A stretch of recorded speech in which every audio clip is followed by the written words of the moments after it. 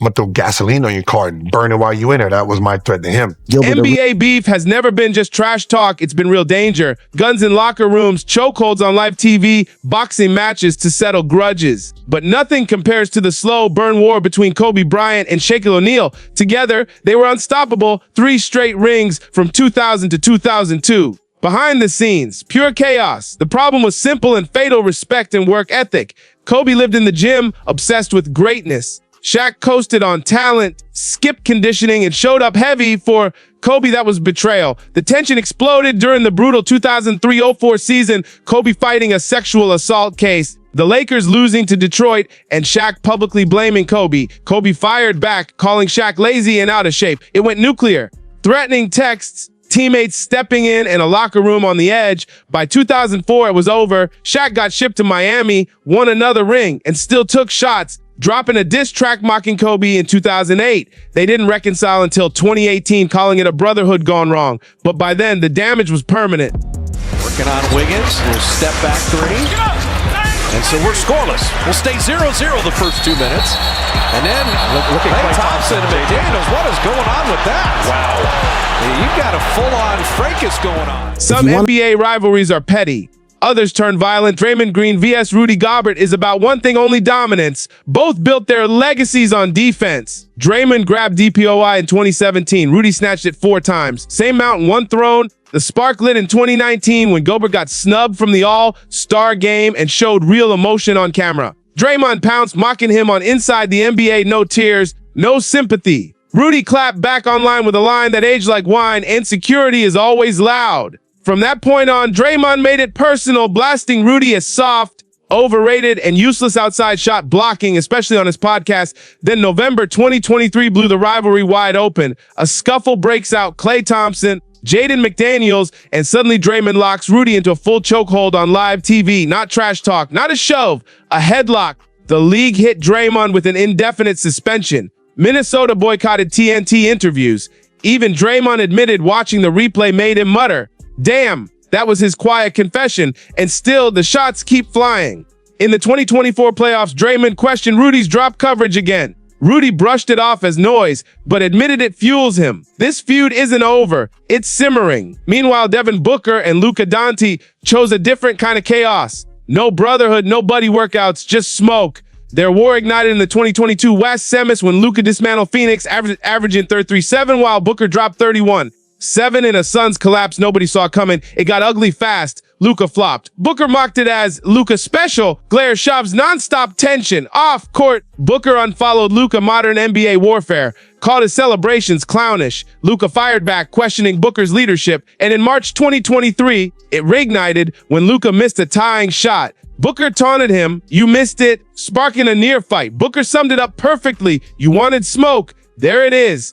There's respect, sure, but scars don't fade. Luka averages 28-7 at the head. Booker's at 24-3, and Booker remembers every point. I'm gonna throw gasoline on your car and burn it while you in there. That was my threat to him. In 2009, an NBA locker room turned into a crime scene. It started on a team flight with a stupid 100-card game debt. Javaris Crittenton lost money, refused to pay, and threatened to shoot Gilbert Arenas in the knee. Arenas fired back just as recklessly, vowing revenge. Days later, before a game in D.C., Arenas laid 4 unloaded guns in his locker, calling it a joke. Crittenton didn't laugh.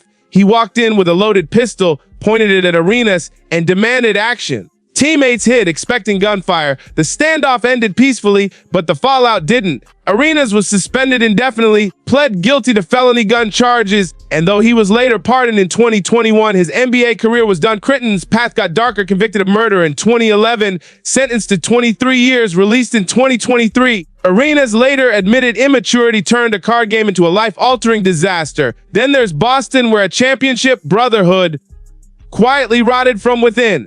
The 2008 Celtics looked unbreakable, but Rajon Rondo and Ray Allen couldn't stand each other. As Rondo grew into the team's engine, Allen pushed for a Chris Paul trade, one that would have pushed Rondo out. Rondo felt betrayed. Tension boiled so hot the team sanctioned something unheard of: a boxing match in the weight room. According to Kendrick Perkins, they fought it out for real, and Rondo came swinging with bad intentions. You know, they had beef, and so they boxed it out. They put on gloves. They put on gloves and really threw hands. You watched it. I watched it. Even trying to settle things privately wasn't enough to fix their bond. In 2012, Ray Allen shocked everyone by leaving Boston to sign with the Miami Heat, Boston's biggest rival at the time. To make matters worse, Ray didn't even warn his former teammates before facing them for the first time that season. Rajon Rondo made his stance obvious by refusing to shake Ray's hand.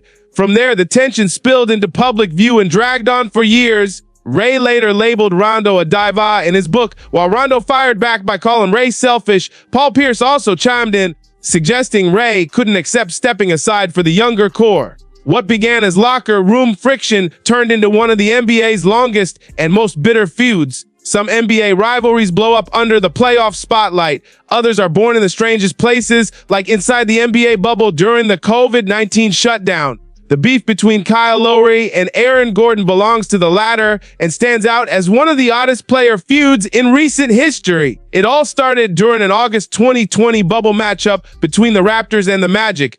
Known for his physical style, Lowry delivered a hard clothesline foul that sent Gordon crashing to the floor. Gordon was furious and got right in Lowry's face, reportedly hurling insults. Most players would have brushed it off, but not Lowry. He shot back with one of the coldest responses ever. 8036 is my room number. Come see me. Lowry literally invited Gordon to fight him in his hotel room inside a sealed NBA bubble. The tension didn't stay in Orlando. When the teams met again in January 2021, Gordon appeared to get his revenge with a shoulder check aimed at Lowry.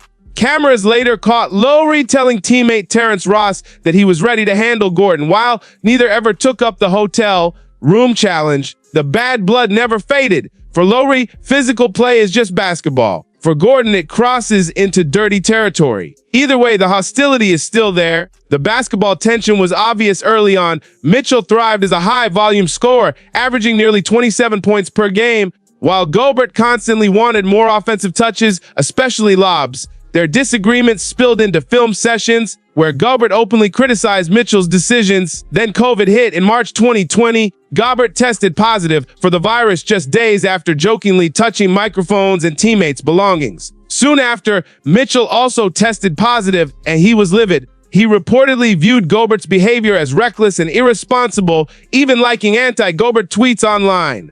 Though Gobert later tried to downplay the situation publicly, the damage was irreversible. By 2022, Utah hit the reset button, trading Gobert to Minnesota and sending Mitchell to Cleveland. Mitchell later claimed things simply didn't work on the court, though whether they truly mended fences off it remains questionable. When two of the most intense point guards in NBA history keep colliding for over a decade, fireworks are inevitable. The rivalry between Chris Paul and Rajon Rondo is legendary, stretching from the late 2000s to modern times. Afterward, Rondo'd Paul a terrible teammate who constantly antagonizes others, while Paul labeled Rondo dirty. Ironically, they share many traits: fiery leadership, relentless competitiveness, and championship hunger. Still, friendship is off the table. Whenever they share the floor, the tension is undeniable. Every era needs its villain, and Dillon Brooks embraces that role like few others. His entire persona is built on provoking opponents, but when he went after DeRozan, he picked the wrong target. The feud began during the 2023 playoffs when Brooks repeatedly taunted and cheap-shotted DeRozan, even talking trash after fouling him hard. DeRozan, usually calm and reserved, was visibly angry and publicly criticized Brooks for attacking from behind instead of face-to-face. Things exploded again in March 2024 during a Bulls-Rockets game when a minor play involving Jalen Green spiraled into a direct confrontation between DeRozan and Brooks. Both were ejected. Asked about it later, DeRozan didn't sugarcoat anything. I just don't like him. The latest chapter came in October 2025 when DeRozan, now with Sacramento, faced Brooks, now with Phoenix. More trash talk, another shove, and reportedly a profanity-filled rant picked up by courtside mics. For Brooks, it's all strategy. For DeRozan, it's deeply personal. The final rivalry on this list is one of the newest, a generational clash between a rising superstar and a decorated champion who believes respect must be earned. The tension dates back to the 2022 playoffs when Memphis knocked out Golden State. The Grizzlies' celebrations rubbed Klay Thompson the wrong way, and he dismissed them as premature for a team without titles. Things escalated in November 2025 during a Grizzlies-Mavericks game. Ja Morant, sidelined with injury, spent the night chirping from the bench, especially after Klay missed a clutch shot. After the game, Ja confronted Klay face to face. Klay responded sharply in his post-game interview, criticizing Ja for talking while injured and referencing his off-court controversies. He summed it up as a lot of talking, not enough accountability. Jay wasn't done. He later interrupted a teammate's interview to fire back, saying the league's best shooter wasn't from Golden State. Petty, absolutely. Personal, no doubt. And exactly the kind of drama the NBA thrives on. Klay owns 4 rings. Jay has undeniable talent and growing controversy. This rivalry is only just beginning.